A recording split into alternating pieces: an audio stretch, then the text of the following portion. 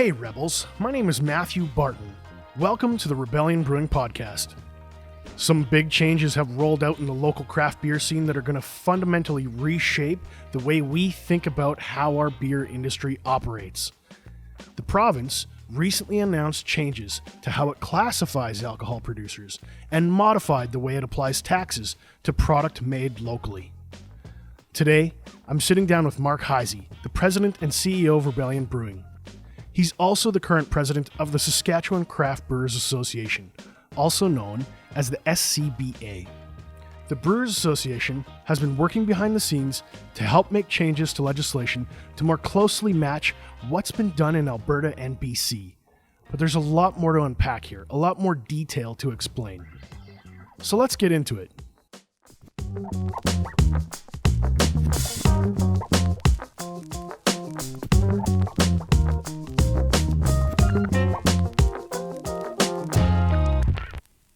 Mark, welcome to the show.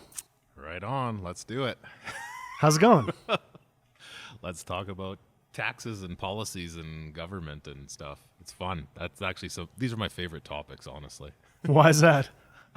I don't know. I'm a policy wonk and I love economics. I actually would have if I would have actually finished university, I'd have a degree in economics, and I took a lot of political science. So yeah, this stuff's fun.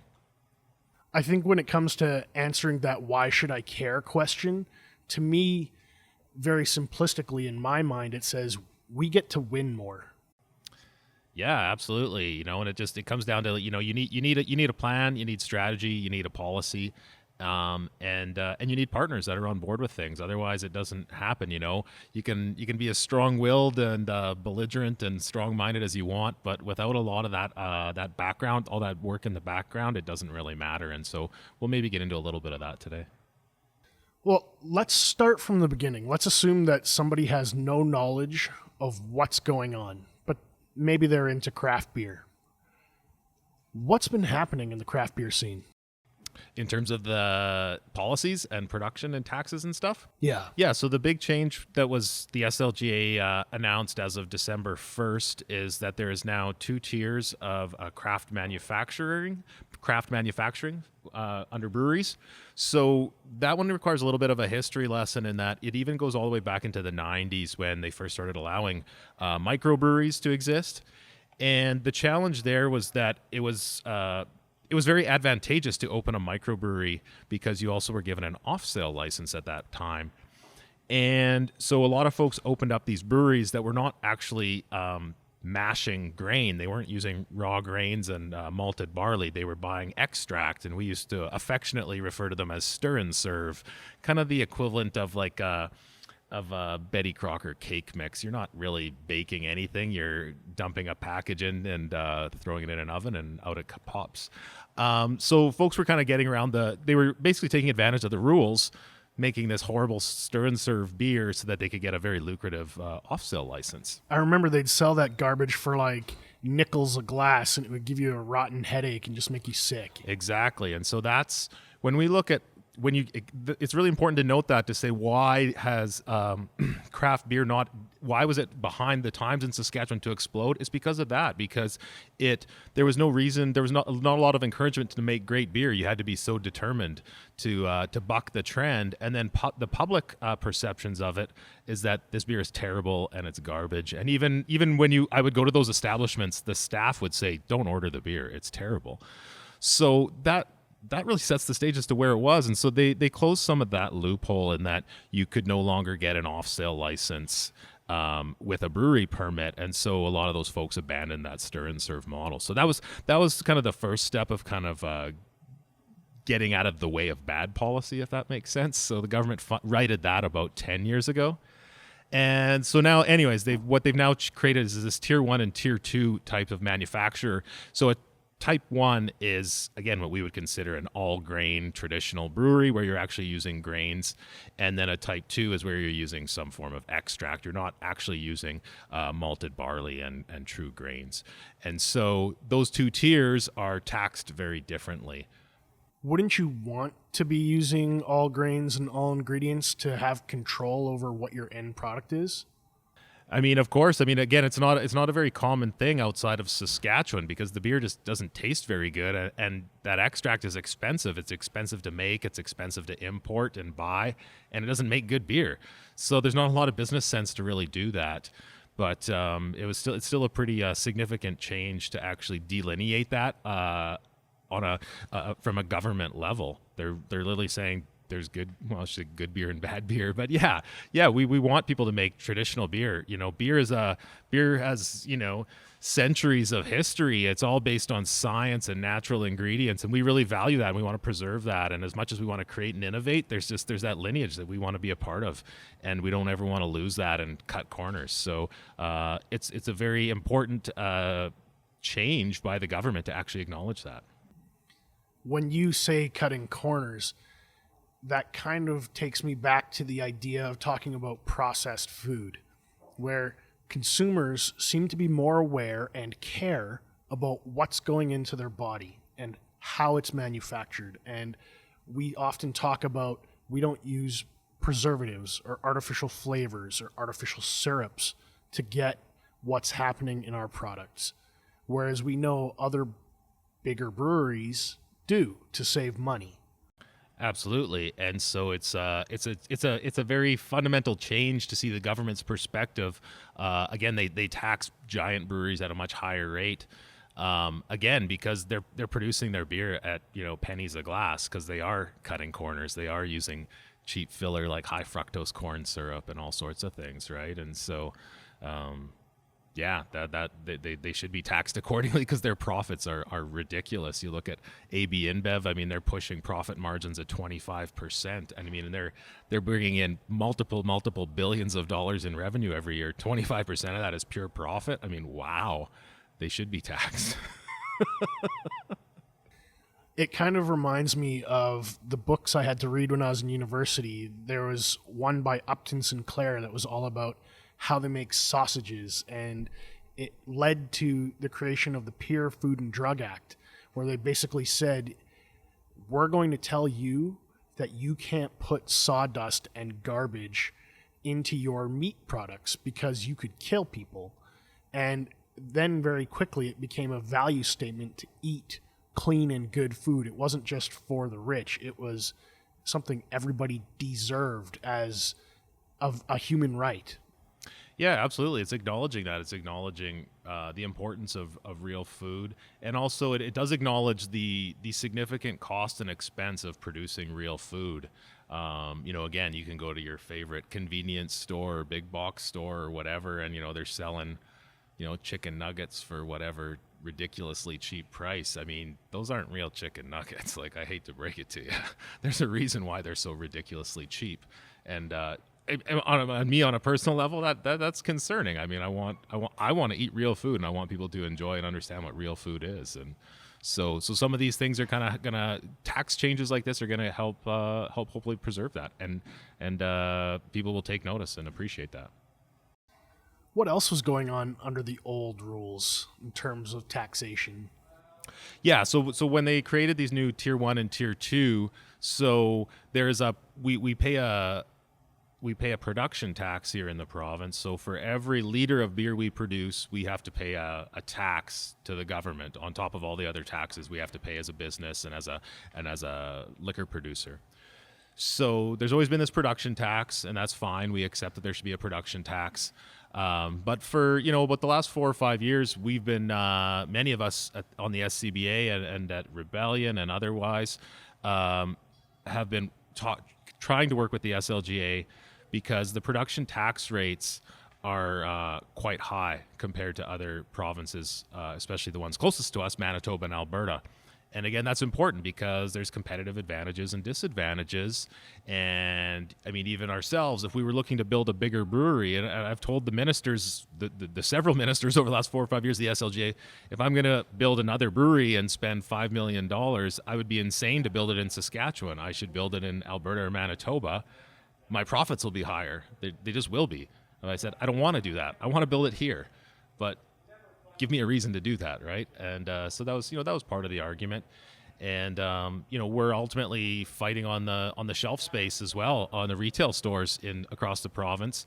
And again, when these other breweries are able to, they're basically getting the hometown discount in Alberta, well, then it's real easy to sell beer cheaper here and undercut us. And so we've been making that argument as well to the SLGA. So per liter, they're paying less tax, and when they import it into Saskatchewan, they don't have to pay the Saskatchewan taxes, so they can sell it at relatively the same price, but claim more profit compared to what's happening with local producers. They can do that, or they can run it as a loss leader here, just to take up market share and to just keep their breweries running at full capacity. Again, they've got a lot of the beer culture in those provinces are ahead of Saskatchewan, so a lot of folks have invested in big breweries, and they're trying to keep it. They're trying to get their money's worth out of that and keep their staff busy and working. So that's where when we talk about dumping beer into other provinces or dumping beer into Saskatchewan, that's what those breweries are doing. And it's, I don't hate those breweries. I understand why they're doing it. But they're doing it but they're at the same time, there's a competitive disadvantage to breweries in Saskatchewan because we can't do that. Part and parcel of that, of building a bigger brewery. The other real challenge is that we were originally way back, we were limited to only being able to produce 5,000 hectoliters of beer. Hectoliter is 100 liters. For some reason, the brewing industry in Canada, everything is in hectoliters. So I don't know anyone else that uses hectoliters as a standard measurement other than the brewing industry in Canada, but here we are. So in Saskatchewan, we were actually capped at 5,000 hectoliters. We couldn't grow beyond that. So they did make some changes 4 years ago or so that allowed us to grow beyond that. But it was still very much capped, and they didn't change the tax rates as well. So this new change, we can now do our own self-distribution and grow to up to 30,000 hectoliters. That's a lot. That's a lot more. So, some of the bigger breweries here, we're pushing 5,000, 6,000, 7,000. So, it was time to make that change. Otherwise, we have to start looking at changing our business model. So, will anyone ever get to 30,000 hectoliters? I don't know, but that's going to give us, some pretty good runway to continue growing. And then maybe we'll be back at the table again to say we need to bump that up again. For somebody who doesn't understand the headspace of 5,000 hectoliters, if we had to compare it to the next category up or even the next category after that, what kind of volume are we looking at? So I think, Great Western doesn't necessarily publish their annual production, but I know at times they've produced in excess of 200,000 hectoliters in 1 year. I think they're a little bit under that nowadays. Maybe more around 150,000 to 175,000. And that's kind of where Big Rock as well out of Alberta is. So that, just in terms of perspective, we're so much smaller. And then, of course, big guys like Budweiser, I mean, they're just mammoth. One of their breweries can do 200,000 to 400,000 a year, and they might own 60 breweries around the world or 100 breweries around the world. So 5,000 is really kind of nothing. and again, to compare it to the other provinces, most of them are capped around, they're allowed to grow up to around say 80,000 to 200,000 and still be classified as a craft brewer. So 30,000 is still pretty low, but we'll take it for today. When we're talking about the next 5 to 10 years, what do these regulatory changes mean for us as an industry, not just as Rebellion Brewing, but as a whole? Right. So that's the real, if you're able to follow with my nonsense that I just spewed out, it's setting the table for growth. It's setting the table for jobs, economic prosperity, tourism. It's setting the table for all of that. So Alberta, as I mentioned, Alberta made a change to their rates, again, probably about 5 years ago. And so previous to that, I think there was probably around 6 breweries in Alberta, maybe 10 or 12 at the most. I believe they've issued now 150 brewing licenses in Alberta. That's wild. So because they created the environment for growth and to encourage people to say, open a brewery here, here's a way, here's a model that works. And in Manitoba, they made the same changes about 4 years ago. And so again, previous to that, there was 2 craft breweries in Manitoba, and there's now over 40. So that's pretty exciting. And it has to be because of the changing the landscape. And you can say, oh, there's demand for craft beer. Sure. But if the policies are prohibitive, if you're capped at 5,000 hectoliters, that's pretty tough to even make much of an effort at that. So this really just, it's not meant as an insult to SLGA. They have a very important role. But what I like to say to them is, set up the environment for us to do our thing and get out of the way. That doesn't mean turn a blind eye to things that are, not above board and all that. They have a very important regulatory role, but create an environment that we can do our thing.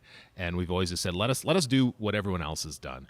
Let us have an amazing beer culture and appreciation for local products like in BC, or even the BC wine, right? Where there's so much pride and they love it, and the entire government and tourism, everyone promotes the heck out of it. That's what we want to do here, and we want to do that with beer, and it makes sense to do it in Saskatchewan with beer. This is where we grow the barley. This is where we do all this stuff, and this is where we love beer. We love our beer, so let's love local Saskatchewan beer. So it's huge. You maybe don't see the immediate effects, but like I can guarantee you in 5 years, where the changes, there's going to be exponential growth, no doubt. I feel like we've been banging the drum on trying to explain to people how Saskatchewan grows the best barley for malting, which is used in the production of beer for 2 years. We're just trying to get that message out there, and I think people are really internalizing it. It's not a complete shock. Now when I tell people that, they're like, well, yeah, of course our farmers produce the best barley in the world. And now we're seeing this nascent malting industry really growing up and becoming much more aggressive. And now we have hops coming out from 2 different producers and suppliers. I feel like the seeds have been planted, and we're about to have this massive explosion. Exactly. It's all starting to come together. It takes time to kind of get everyone on the same page, including the general public that wants craft beer. And you're starting to see that just explode. You're seeing the agriculture, the producers wrapping their heads around it. And then you're seeing the different government bodies, whether it's the Ministry of Agriculture, Tourism Saskatchewan, economic developments, all of that stuff. And they're like, this is a thing. This is important. This is going to create jobs and keep money here. So yeah, it's we're not there yet, I would say, but so you don't want to. I mean, well, we should have some high fives because there are some pretty big accomplishments already, but there's a lot of work to do. But it just feels like the table's been set for success. I feel a sense of pride when we can say we don't just pull things out of the ground and then ship it away. We pulled it out of the ground and we turned it into something amazing. They call that the value-added economy, where we have this virtuous cycle that makes life better for our farmers, that produces a superior product for consumers. It just makes sense to me.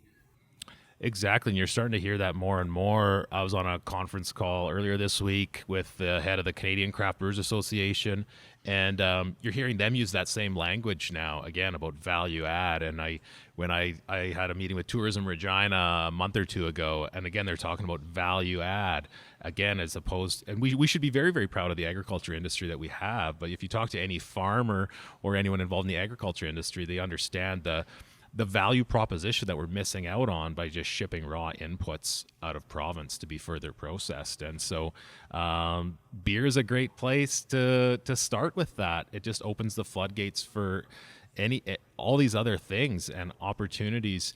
And so again, I've been really, really fortunate to be in the room with some big leaders of the agriculture industry. And they wanted to hear what I had to say. And I was like, why do you care? And they're just like, well, beer is so cool, and because I felt completely out of my element. I don't really understand the agriculture industry, but they wanted to hear my input, and my input was that I said, I'm your marketing arm. That's me. That's what I can do, because a field of barley or a grain truck full of barley is not that interesting or cool to the average person, right? But a glass of beer made locally that tastes really good, well, that gets people's attention. I think it's less abstract. It's easy to hold in your hand and imagine a beer. Yeah. Then what the heck's a lentil? So turning that into that's where you start talking about food tourism and brewery tours and all of that stuff. And it just changes that mindset and creates that sense of pride and culture, and it turns into dollars. It really, really does. So that's where, like I say, that's what gets my juices flowing. That's what gets me excited, because I know how important some of these new these policies are and what the impact is going to be over the next 5 to 10 years. One of the things I'm also really proud about is the beer we've selected for today's podcast episode, Night Viper. Been talking so much I forgot. Yeah, so we put out another batch of Night Viper. Whether you remember it or not, we put out a batch over a year ago. That's right. I think it was around Halloween of 2019. Is that right? That's right. I don't remember. So Night Viper is a Mexican hot chocolate stout. And it's 7.5%, so we made this one a little bit stronger. It does have lactose if you have any allergy concerns. And the can says spicy, creamy, chocolate delicious. So I just always want to let people know it's not super spicy. We do add some cinnamon and some chili peppers to it, but in very, very small amounts. So myself, I can drink a whole can of it. I don't even notice like a gentle warming or anything. It more just adds some complexity and subtle notes that just kind of round out the flavor of the beer. We had pulled back on the spice from last time, right? Yeah, I love the spice complexity of the previous batch, but even when I think about myself, though, as much as I appreciate and enjoy spicy beers, there's kind of limited appeal and a limited time and place. So even myself, if I've had that first batch of Night Viper, I had cans at home, and I would see it in my fridge, and I'd be like, yeah, I'm not in the mood for a spicy beer tonight. Maybe I had a spicy meal or whatever. You got to be in the right mood for a spicy beer, and so I just wanted to just drop that back a little bit. So that's what we did with this batch.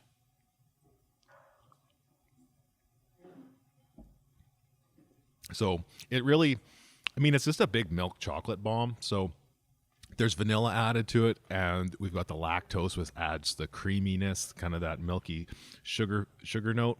And then we use this product called Chalaca, which is pure liquid chocolate. And so it just gives it this insane milk chocolate character.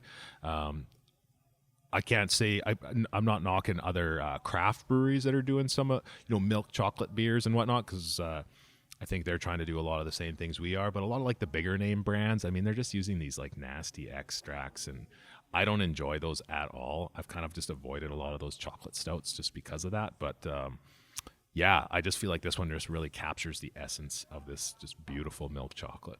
Other times when I've had milk chocolate stout, I crank back a lot of lactate and then I have a few sips, but I get kind of a chalky character. What's that from? Yeah, so that's the challenge because you don't want to. You need to use a pure form of chocolate, and a pure form of chocolate is quite dry and chalky. The reason why what we think of as chocolate as tastes so good is because we take that dry, chalky chocolate and then we add a bunch of fat and sugar to it, and it tastes really good. It balances it out.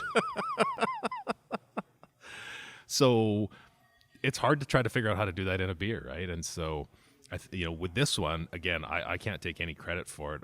It's all to our brewers. It's figuring out that balance of the chocolate, of the lactose, of the vanilla, of the base beer itself, with the roasted malts, and just bringing it all together. And that's a really tough thing to execute. The more ingredients you add to a beer, the more tough it is to balance them all. And when I was actually the one brewing and coming up with all the recipes, I went with the most dumbest basic recipes you could, because I just felt like they were more foolproof. And you can still make very delicious. You don't have to always add a bunch of different ingredients to get a lot of complexity in a beer, but it just makes it that much more difficult to execute. So I am very, very, I don't know if you want to say proud, but I am very I'm just so stoked at how well this beer turned out. So kudos to our brewers. We seem to have a slow burn on this one. It seemed to pick up far later than we had anticipated. And then when it was gone, we had a lot of people asking throughout the year, when are you going to bring it back? Are you going to do it again? And I had to tell them, I don't think it's coming back. And then we were like, okay, yeah, we'll do another one. And now I just want to be able to say, let's make it a winter seasonal or something. What's the thought? The whole evolution of stout is interesting, especially here in Saskatchewan. So stouts are quite popular down in the States, but those would be more of the really big bourbon barrel imperial stouts. So they're pushing 12, 14%. They're aged in bourbon barrels. Those are big, big beers. I love them.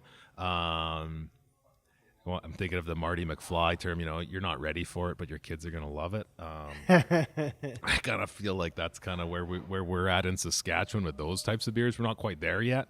The consumers, it's too weird and esoteric. But with more of with the flavored stouts or pastry stouts, if you want to call it, this winter seems to be the year that those are taken off. And, I think a lot of that comes down to, a lot of brewers like Palavone's making their stout, their cappuccino stout, and the espresso cold brew Americano stout. There we go. Or the coconut porter, raspberry porter, stuff like that, right? Blackbridge has always had their milk stout. And people are finally wrapping their heads around that and not scared of dark beer. I think I remember one of the first beer articles I wrote in Saskatchewan I think it was called "Don't Be Afraid of the Dark," and I was encouraging people to try dark beers, but it didn't work. No one cared what I had to say back then. I think they're paying attention now. But yeah, so that's what I mean. Sometimes you just got to give it time, and then people are like, "Yeah, I do want to drink stouts. I'm not scared of dark beer. These are really delicious." And yeah, so it's been fun. So I think folks are finally kind of moving on.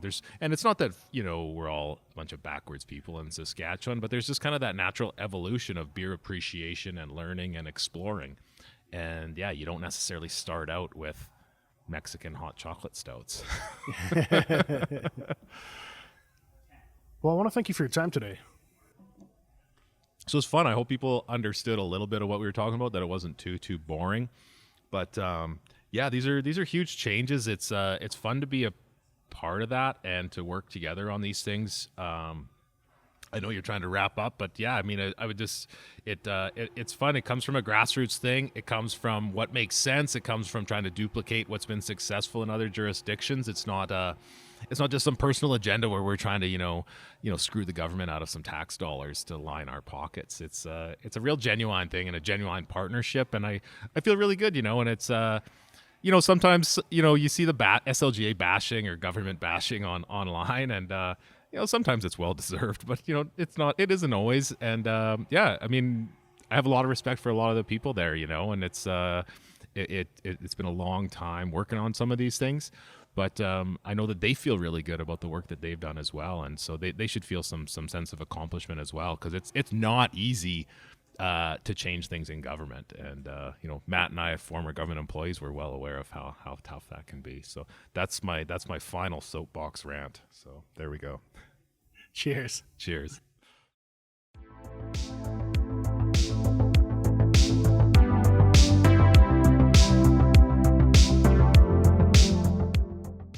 Rebels, thanks for listening today. If you have any questions or comments about this episode, be sure to join us on our brand new Facebook group page, The Rebellion Brewing Podcast. I'm also proud to let you know that we're members of the Saskatchewan Podcast Network. It's a one-stop shop for tons of locally produced shows from across our province. You can find them at the SaskatchewanPodcastNetwork.com. Be sure to follow us on Facebook, Instagram, and Untapped so you don't miss out on the latest in Sask craft beer news. We're also on TikTok, so be sure to check us out there. Thank you for joining the Rebellion.